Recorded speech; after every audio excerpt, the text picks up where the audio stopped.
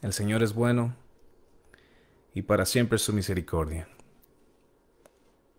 Espero que me puedan escuchar y vamos a orar en estos momentos. Vamos a pedirle a Dios su dirección en este momento de su palabra. Le invito que ahí donde usted esté, que incline su rostro, vamos a orar a Dios.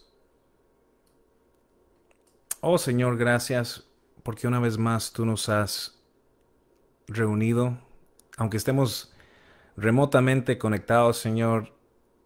Somos un cuerpo, somos un espíritu. Y en este momento, Señor, quiero pedir tu dirección, que no sean mis palabras, Señor, sino las tuyas. Que no sea yo hablándole a tu iglesia, sino tú, Señor. Ayúdame a quitarme del lugar, a simplemente ser un vocero de lo que tu palabra dice, lo que las escrituras nos quieren enseñar. Señor, te pedimos que tú nos ayudes a tener un corazón abierto para poder recibir el mensaje y para poder aplicarlo a nuestras vidas, Señor. Todo esto te lo pedimos en el dulce nombre de Cristo Jesús. Amén y amén. Mis amados hermanos, espero que se encuentren bien. Este ya es el día, se siente como que el día 1000 de estar en esta situación de cuarentena. Espero que estén bien en sus casas. Les mandamos un cordial saludo a todos y no me aguanto yo para el día en que podamos estar juntos todos en armonía, como dice la palabra que lo deberíamos de estar haciendo. Pero por este momento esta es la manera en la que nos podemos conectar para adorar a Dios y para escuchar de su palabra. Entonces te invito a que abras tu Biblia ahí donde estés, si tienes una ahí o si puedes ir a una. En el libro de Mateo, capítulo 19, Mateo 19, hay una hermosa palabra de Dios aquí de la boca de Jesús para su iglesia. Mateo 19, de los versículos del 24 al 26. Dice así, se los leo. Mateo 19, 24 dice: Otra vez os digo, que es más fácil pasar un camello por el ojo de una aguja que entrar un rico en el reino de Dios.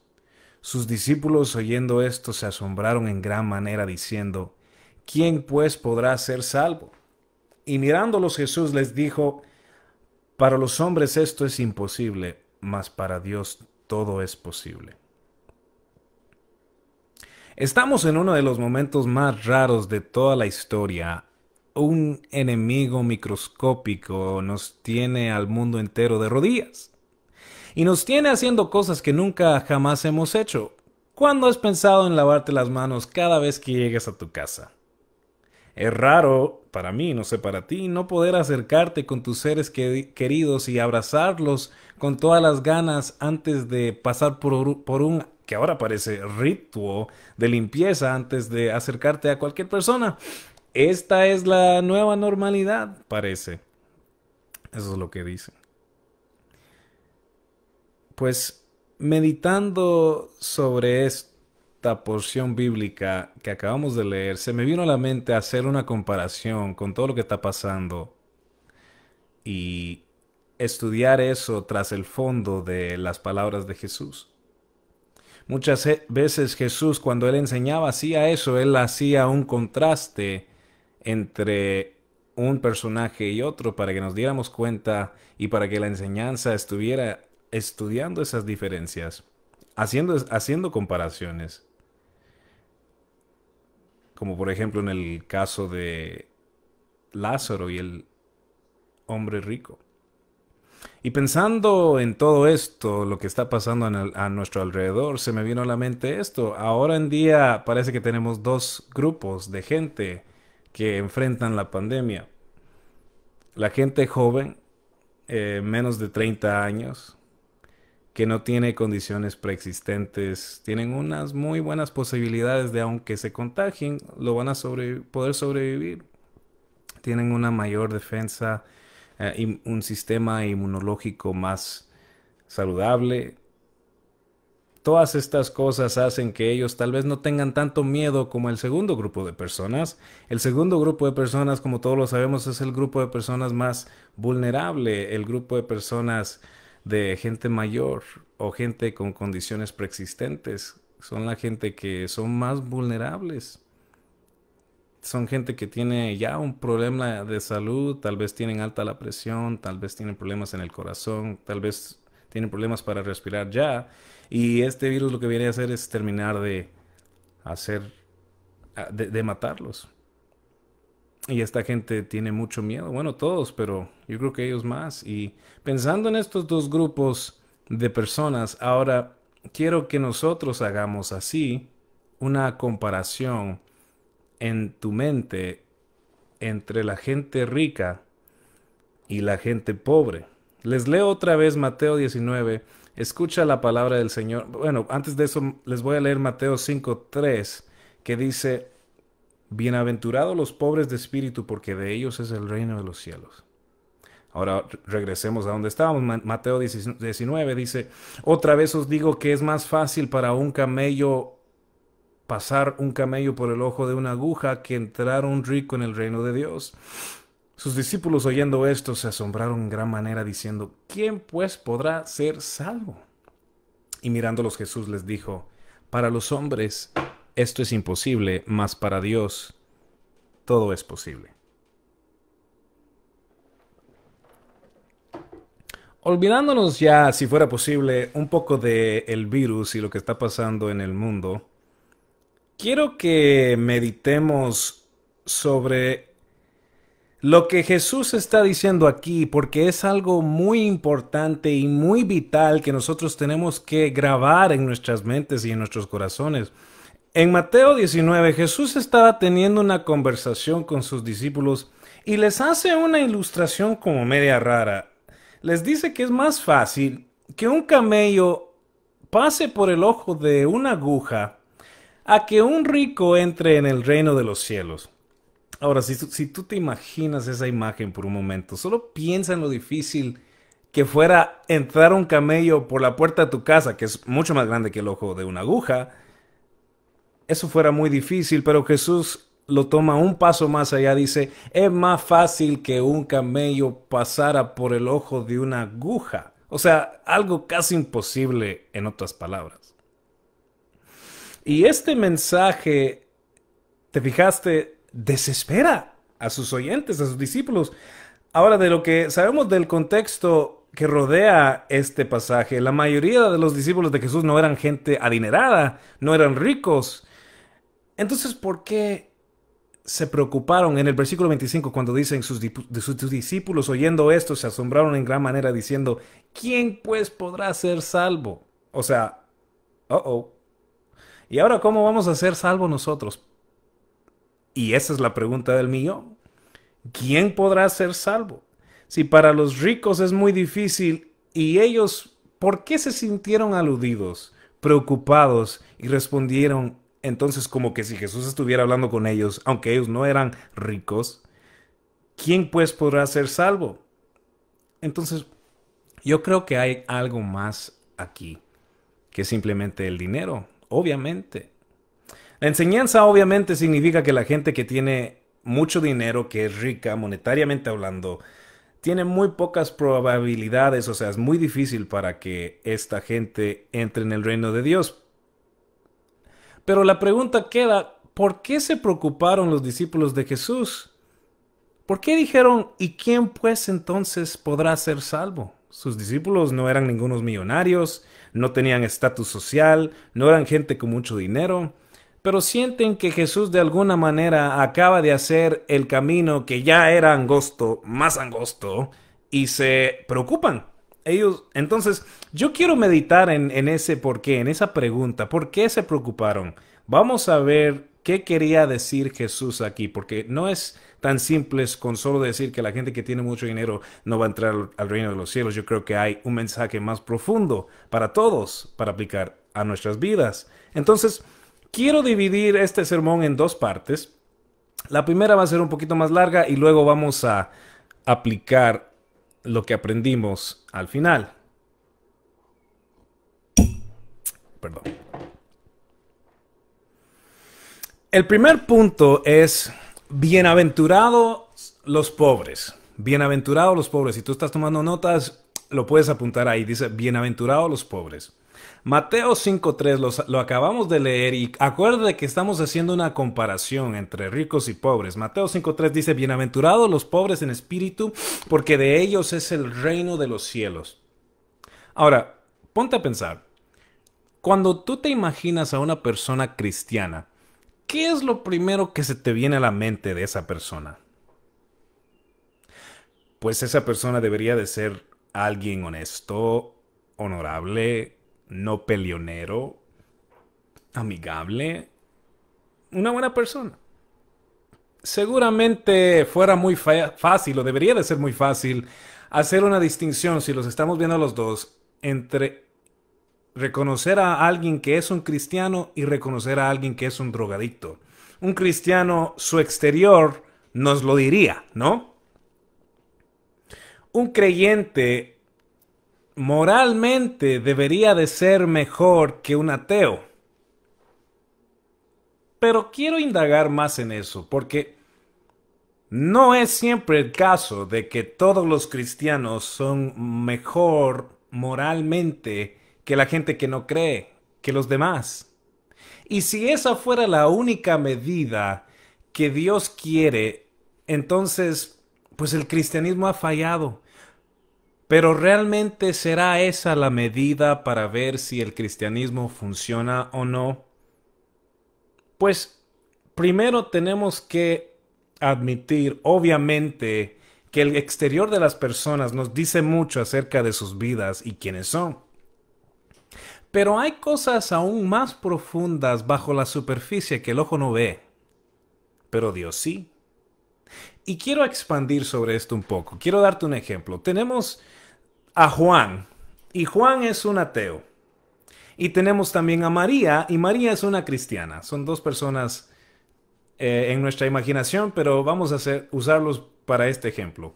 Juan, el ateo, es una persona muy educada, caballerosa, generoso, bueno con sus prójimos, se porta bien. María no tiene tantos recursos, María es pobre, ella no tiene el vocabulario tan pulido como Juan, no tuvo la misma vida que él, y su lucha en la vida es que ella, aunque sea cristiana, a veces dice malas palabras. Pero es una creyente genuina, que cree en Dios. Ahora, si juzgamos nada más por el exterior, ¿cómo puede ser que Juan se comporte mejor en esta vida que María si María es una cristiana? ¿Qué está pasando aquí? Bueno, yo creo que este ejemplo no se aleja mucho de la realidad. Tú y yo probablemente conocemos personas así. Conocemos a personas que no creen en Dios, pero que son buenas personas. Tal vez tu vecino lo es. Viven una buena vida, no le hacen daño a nadie. Y eso entonces hace que mucha gente se pregunte, ¿qué tiene el cristianismo que ofrecerle a un mundo donde la gente que no cree ya de por sí no son tan malas? O eso piensan. Si así son los cristianos, dicen algunos, entonces, al ver su comportamiento, pues yo no quiero ser cristiano. Pero, un momento. ¿Cuál es la meta de ser un cristiano? ¿Ser una mejor persona? ¿Ser más amigable? Pues mucha gente piensa que sí. Y a eso es lo que voy. Supongamos que María, la cristiana, debería de comportarse moralmente mejor que Juan el ateo, pero no lo hace. Entonces, ¿qué pasa? Bueno, ¿qué dice la Biblia sobre esto? La Biblia dice que el buen árbol da buenos frutos y el mal árbol da malos. El cambio externo es una evidencia, puede ser una evidencia que Dios ha llegado a tu vida, pero no es la única medida. Y quiero profundizar más en eso. Ciertamente Dios está interesado en que nuestro comportamiento refleje el cambio interno que hay en nosotros. Eso es obvio, nadie lo discute. Pero hay algo, creo yo, aún más importante para Dios que tu comportamiento externo. Una pregunta les hago. ¿Cuál fue la razón por la que Jesús vino al mundo? ¿Vino a hacernos mejores personas, personas más exitosas, personas que hablamos bonito? Pues no realmente. O mejor dicho, eso no era lo primero que estaba en su lista. La misión de Jesús no fue hacer una campaña de moralidad, pero es aquí donde mucha gente entonces pierde el sentido central de lo que significa pertenecerle a Cristo. Porque Cristo no vino al mundo a hacer gente buena mejor. Él vino a redimir para sí un pueblo y darle vida a gente que estaba muerta en sus delitos y pecados. Hay una gran diferencia. Ahí está el meollo del asunto. Jesús no vino a hacerte una buena persona. Él vino a rescatar tu alma del infierno. Y meditando en esto, quiero entonces darte otro ejemplo. Probablemente te ayuda a entender esto un poquito más. Si tenemos dos fábricas, en la primera y cuando vemos estas dos fábricas que todos los días abren y hacen productos, en la fábrica A hacen más productos al final del día que en la fábrica B. A primera vista, ¿cuál de las dos es la mejor fábrica? Pues sería muy fácil y muy tentador decir que la que produce más es mejor. Pero ¿qué si yo te digo que la primera, la que produce mejores resultados, lo hace porque tiene la maquinaria más nueva, más moderna, capaces de hacer miles y miles de productos en un día y solo están haciendo 1000? Aunque numéricamente están haciendo más que la segunda, es una fábrica mal administrada.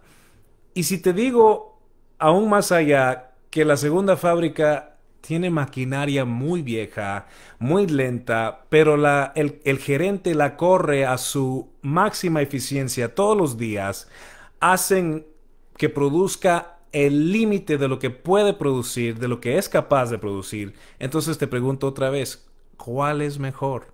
¿Simplemente la primera porque produce más o la segunda porque la están administrando mejor y está haciendo buen uso de los recursos que tiene?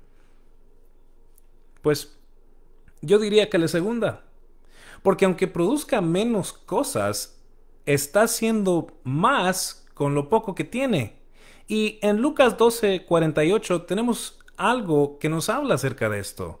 Tenemos unas palabras asombrosas del Señor que dicen, pero el criado que sin saberlo hace cosas que merecen castigo, será castigado con menos golpes. A quien mucho se le da, también se le pedirá mucho. A quien mucho se le confía, se le exigirá mucho más. Ahora, basado en este texto y juntando todos los ejemplos que hemos visto, ahora apliquemos todo esto al pasaje que leímos. Bajo un cuidadoso escrutinio nos podemos dar cuenta que de las dos fábricas la segunda era la mejor, porque tenía menos para producir, pero al final del día lo estaba haciendo más eficiente. Producía todo lo que podía aún teniendo pocos recursos para hacerlo. Pero la primera, aunque parecía mejor porque estaba produciendo un poquito más, estaba haciendo un mal uso de sus recursos. Porque mucho y de los que tienen mucho se les espera mucho. Vemos lo mismo con el ejemplo de los talentos que Jesús da también. Y es lo mismo con el ejemplo que dimos en el principio de Juan y María. Juan, el ateo, creció con más, tuvo muchas mejores oportunidades, se le fue dado mucho, entonces de él se espera mucho. Juan es rico, es uno de los ricos de los que Jesús está hablando, y ahora espero que entiendas más las palabras de Jesús en Mateo 19. Juan es de aquellas personas que se consideran buenas personas. Es muy bueno en su propia opinión y por eso se siente que no necesita ir a la iglesia. Juan ve a la iglesia como una ayuda a la gente que lo necesita, pero él no lo necesita. ¿Tú conoces a alguien así? Imagínate lo difícil que fuera tratar de presentarle a Cristo a Juan. Fuera muy difícil. Esta es la gente que es más difícil hablar desde el Evangelio porque ellos están cegados por su propia bondad. Bueno, por eso es tan importante entender las palabras de Jesús, porque fíjate muy bien, si el cristianismo lo único que hace es hacer buenas personas, mejores personas, entonces el evangelio no les sirve de nada a personas como Juan. Ellos pueden seguir siendo tan buenos como eran antes sin Dios. Un cristianismo moral no tiene nada para gente como él. Entonces, la pregunta para ti, mi amado hermano, es, ¿tú estás predicando un cristianismo moralista? Espero que no, porque ese no es el cristianismo de la Biblia. Vamos un poquito más allá. ¿Tú crees que Satanás no se portaba bien? ¿Que él no era un buen arcángel?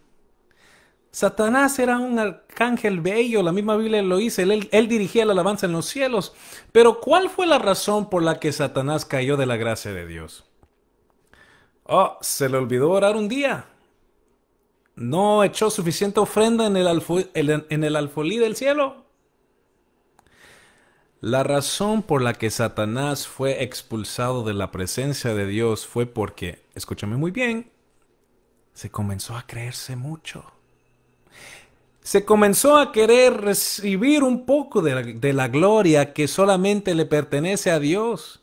Y si Satanás, un ser que hasta ese momento era un ser perfecto, nunca había pecado, fue expulsado del cielo por sentirse más, ¿cómo vas a superar tú el orgullo que hay adentro de ti que ni él pudo superar?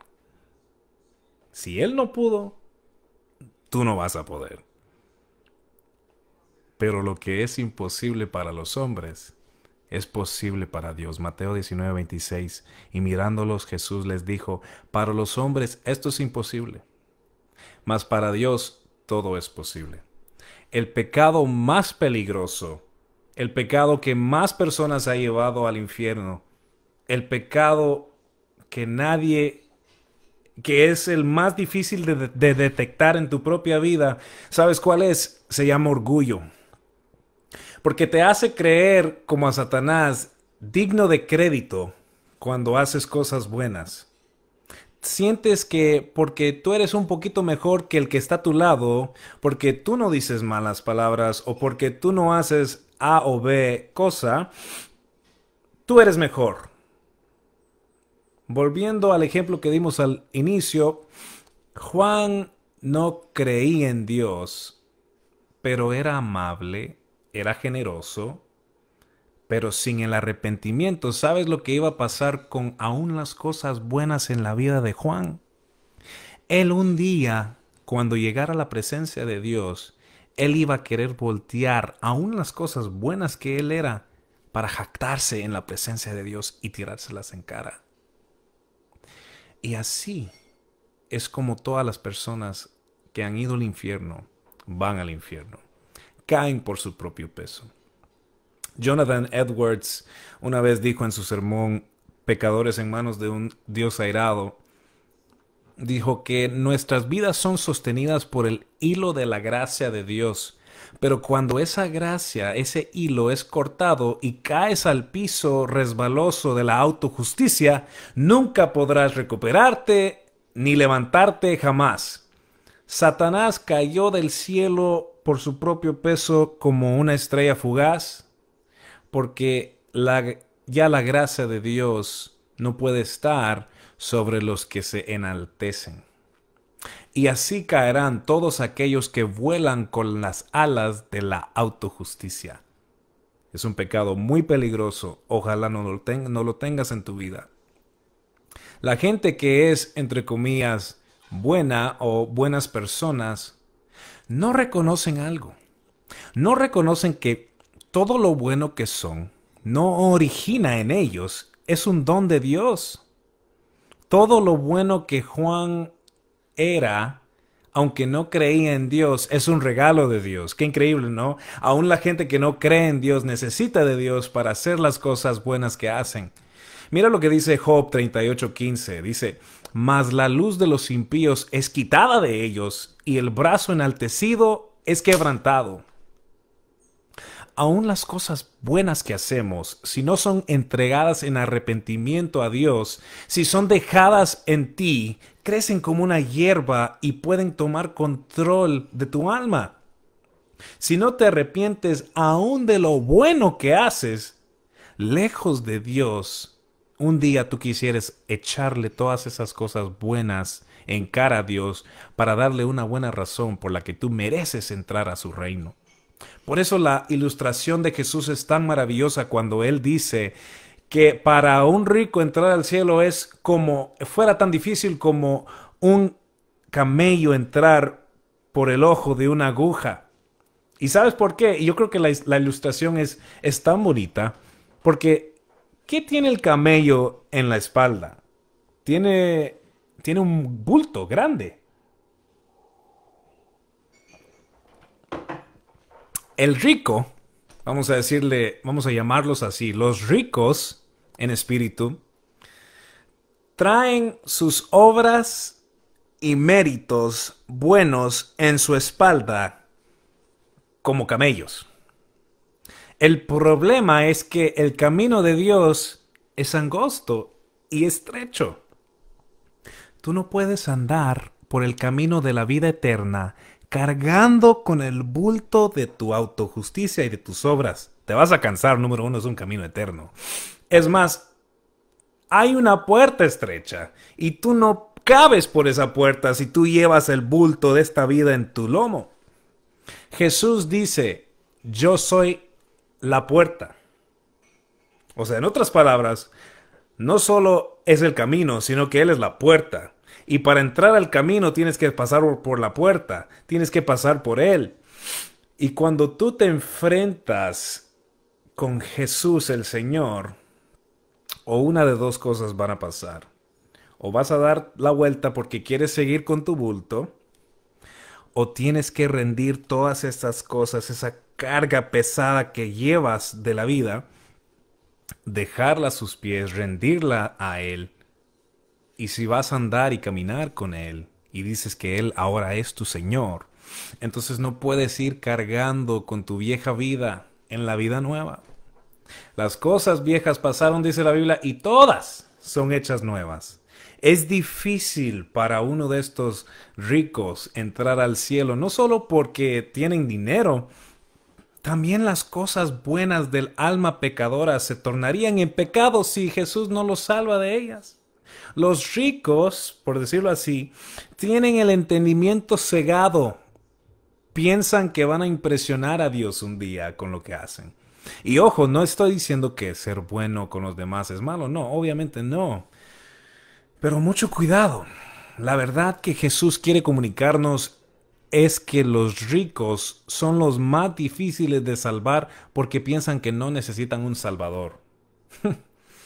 Piensan que porque han sido buenas personas se merecen entrar a la presencia de Dios solo con eso, solo por eso. Es como la parábola del hijo pródigo, ¿te acuerdas? Tenemos la clásica definición de un pecador. El hijo menor se va de la casa, despilfarra las riquezas que el padre le dio, termina en el fondo comiendo comida de cerdos y todos piensan y saben, bueno, obviamente eso es malo, ese es un pecador. ¿Y el hermano que queda en casa?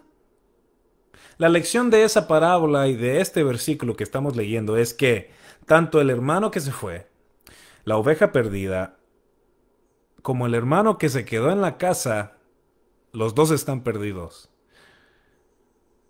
Uno está perdido porque está pecando, en el clásico sentido de la palabra, vive en pecado, pero el otro está pecando porque es demasiado bueno en su propia opinión. Él cree que merece el favor del Padre, él cree que se ha ganado el favor de Dios con lo que hace, y eso hace que él esté perdido. Escúchame muy bien, su propia bondad lo ciega de ver su necesidad de Dios. Su propia cercanía lo hace estar lejos. Y yo diría que la gente que se considera buena en sus propios ojos están más lejos que los malos de Dios. Porque los malos tienen remedio.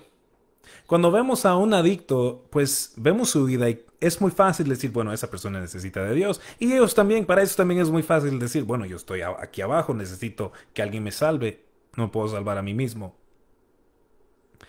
Si aún nosotros... Es por eso que Jesús entonces... Es por eso que los discípulos de Jesús entonces le respondieron y le dijeron, ¿quién pues podrá ser salvo? Porque si aún nosotros, tus discípulos, los que estamos cerca de ti, no somos ricos, pero tú acabas de decir que es difícil para un rico entrar en el reino de los cielos, y ellos se sentían que Jesús estaba hablando con ellos, porque sí lo estaba, y porque está hablando con nosotros, ahí está el asunto. ¿Quién necesita más de Dios? ¿El hermano que va a la iglesia todos los domingos y que ora y que ofrenda y que es parte de una iglesia? ¿O el adicto? El problema es que el hermano que va a la iglesia todos los domingos, que ofrenda, que ora y que hace todas las cosas en su lista, cree que está cerca de Dios y que Él se ha ganado ese lugar, pero el adicto sabe que tiene una necesidad de Dios. Y yo te diría que los dos necesitan a Dios de la misma manera.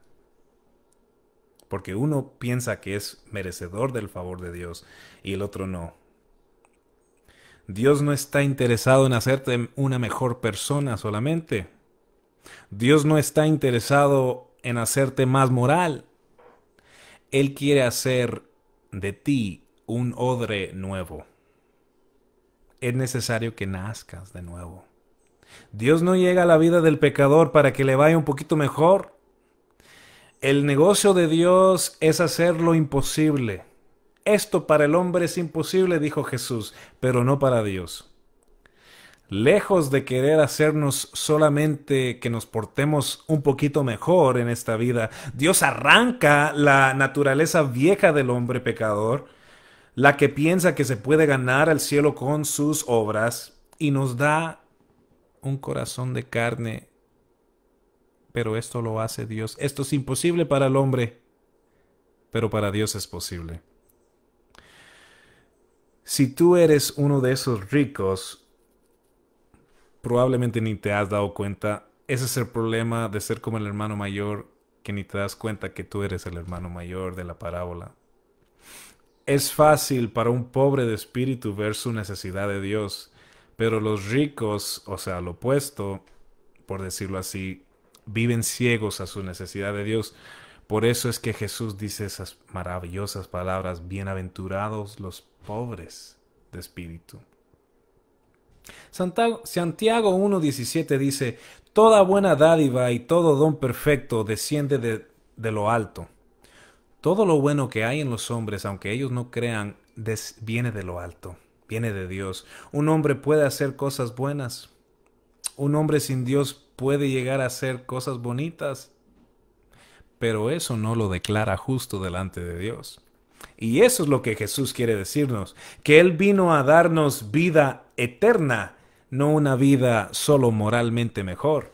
Dios quiere que rindamos aún lo bueno que hacemos a sus pies. Solo entonces podemos recibir su perdón.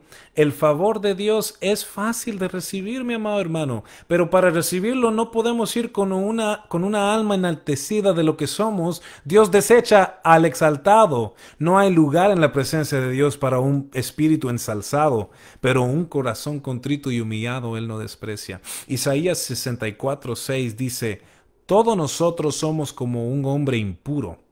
Todas nuestras buenas obras son como un trapo sucio. ¿Quieres entrar al cielo, al reino de los cielos, ganándote la entrada?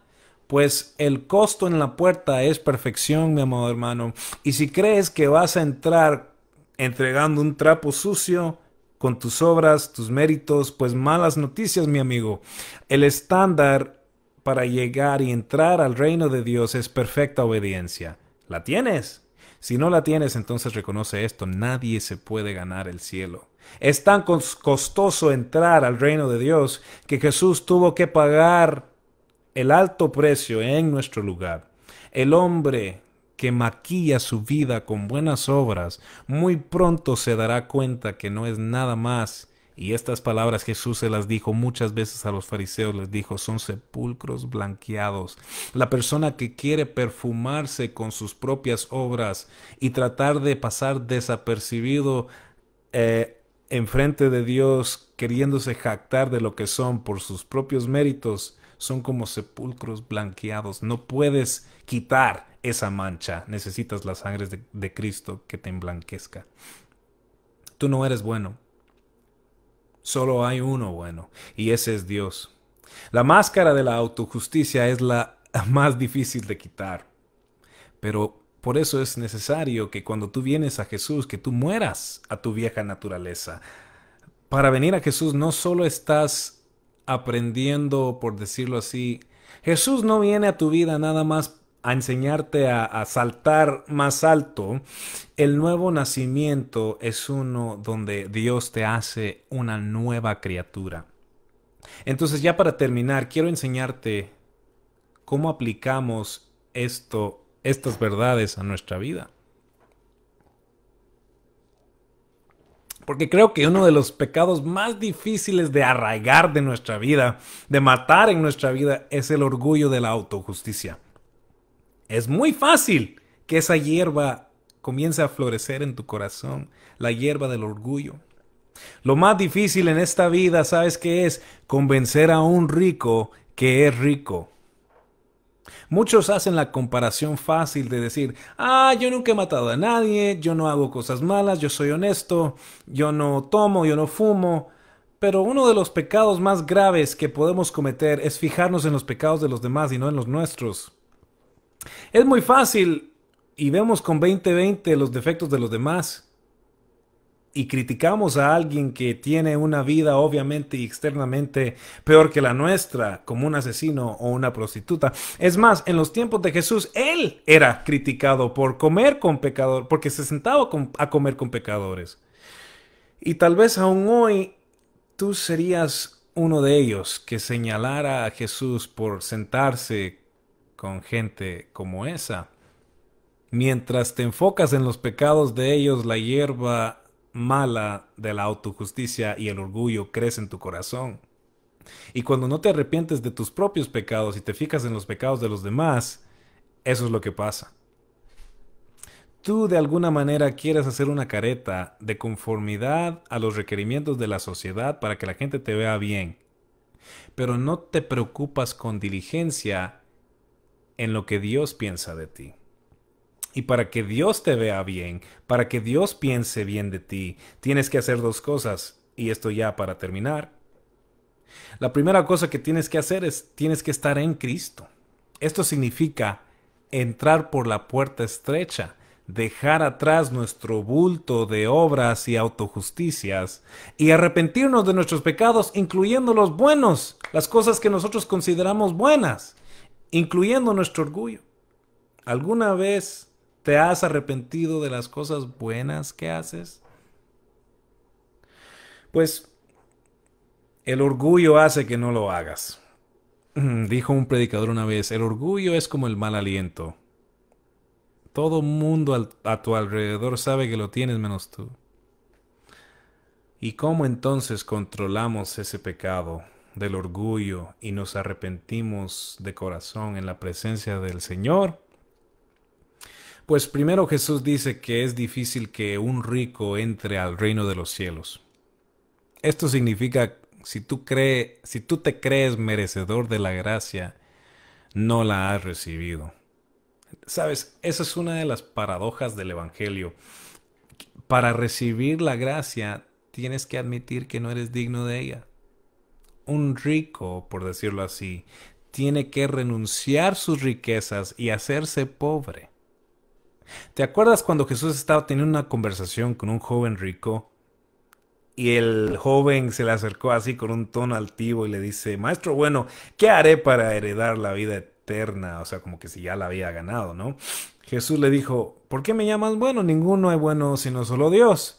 Los mandamientos sabes, no adulterarás, no matarás, no hurtarás, no dirás falso testimonio, honra a tu padre y tu madre. ¿Y qué le dijo? Él dijo, todo esto lo he guardado desde mi juventud. Muy fácil, Jesús, ponme la más difícil.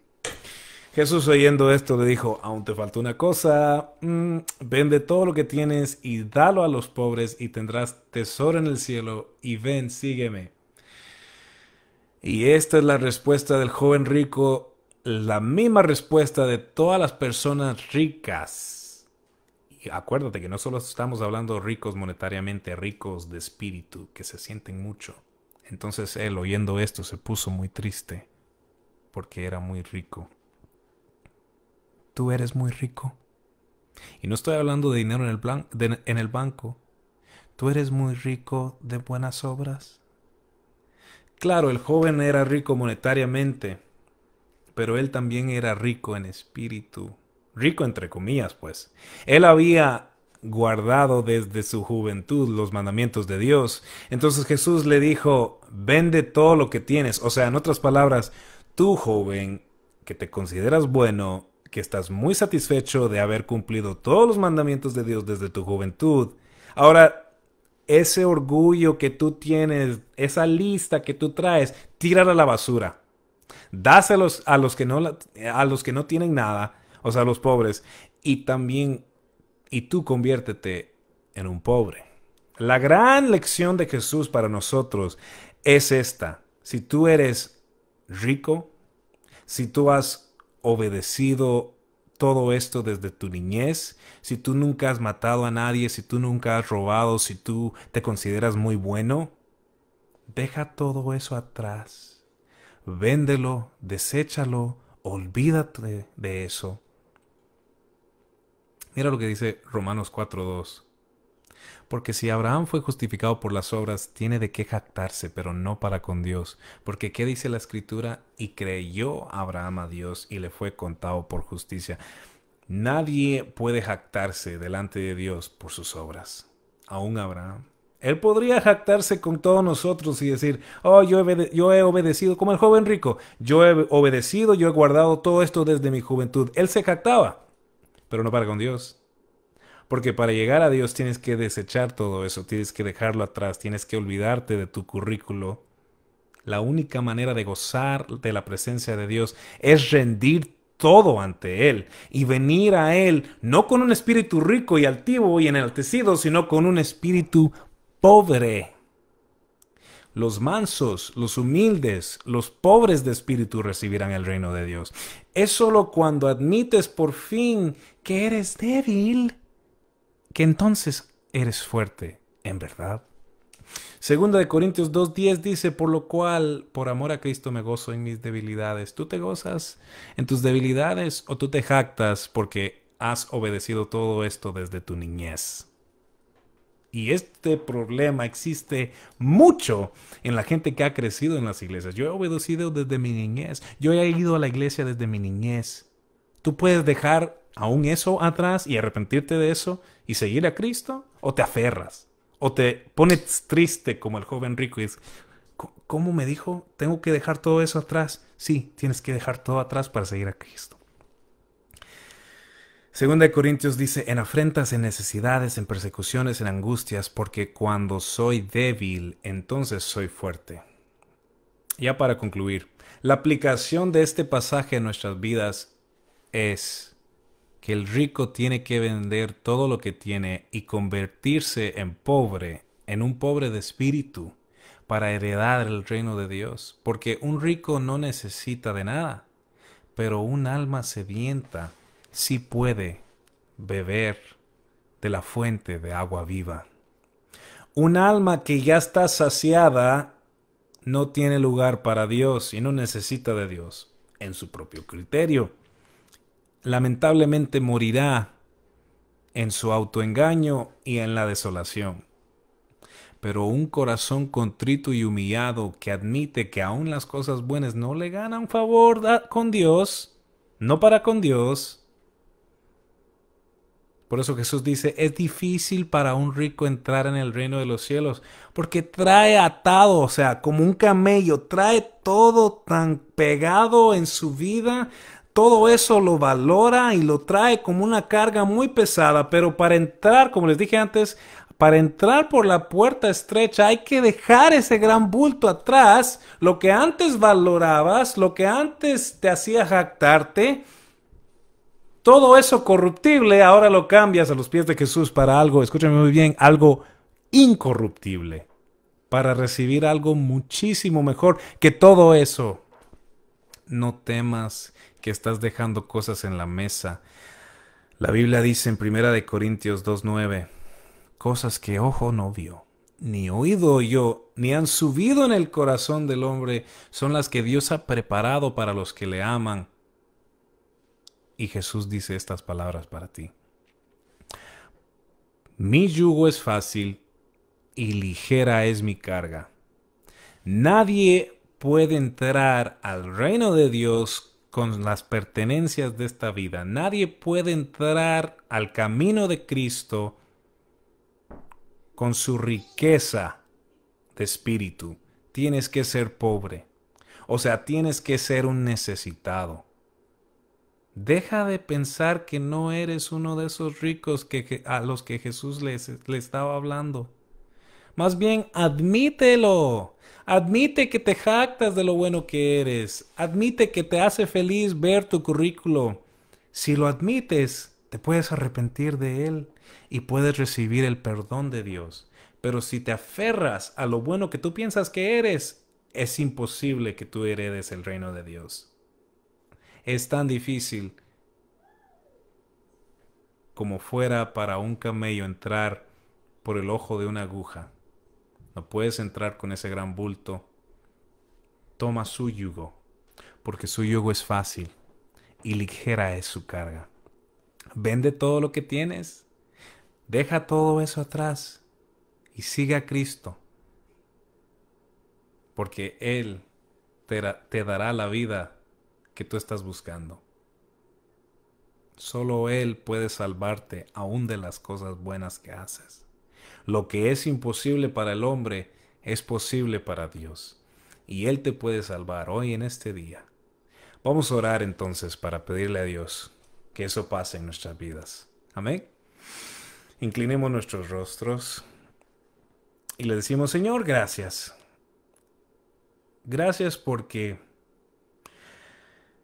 lo que es imposible para el hombre es posible para ti. Es imposible para el hombre salvarse a sí mismo por sus propias obras y por sus propios méritos. También es imposible para el hombre admitir su necesidad de Dios. Pero lo que es imposible para el hombre es posible para ti, para Dios. Y te pedimos, Señor, que si todavía esa obra no ha sido hecha en el alma de alguien que nos esté escuchando, Señor, que tú les ayudes a arrepentirse de esas, entre comillas, riquezas y hazlos pobres de espíritu, porque solo los pobres de espíritu pueden heredar el reino de Dios. Haznos pobres, haznos débiles. No nos dejes enorgullecernos de quien pensamos que somos, sino ayúdanos a aferrarnos a quienes somos en ti. Porque tu yugo es fácil y tu carga es ligera. Ayúdanos, Señor, a llevar esta palabra en nuestro corazón para no enaltecernos de quienes pensamos que somos, sino rendir todo a tus pies y a caminar en tu gracia cada día. Es en el nombre de Jesús que oramos estas cosas. Amén y amén. Mis amados hermanos, gracias por sintonizarnos en este momento. Nos vemos el martes. Bendiciones.